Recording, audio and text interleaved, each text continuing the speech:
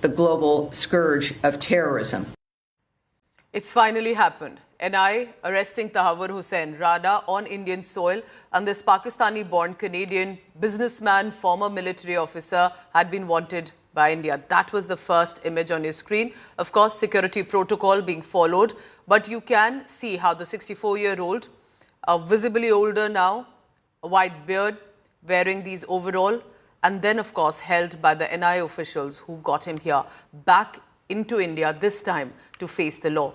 Remember, this is India ensuring. It may have taken 17 years, but if you target our countrymen, we will ensure that you have to face the law.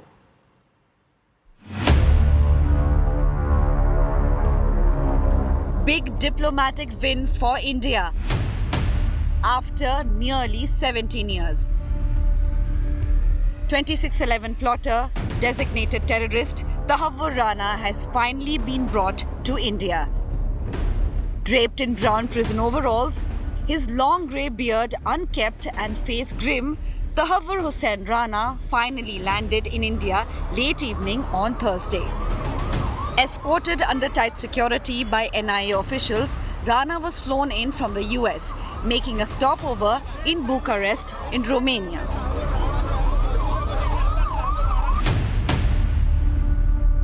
Rana's plane landed in Delhi at around 6:22 p.m. on April 10th. He got out of the plane at around 6:30 p.m. After coming out, he was arrested by the NIA under UAPA at 6:40 p.m. A medical checkup was done inside the airbase.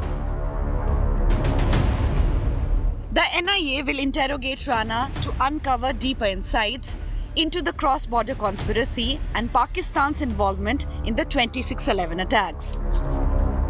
Rana's extradition was made possible after the US Supreme Court rejected his plea against extradition. The US Department of Justice acknowledged Rana's extradition, calling it a critical step towards seeking justice for 6 Americans and scores of other victims who were killed in heinous attacks. The Ministry of Home Affairs has appointed a public prosecutor to lead the trial. Tahawoor Rana's extradition brings hope of justice and closure for the victims of one of the worst terror attacks the world has seen.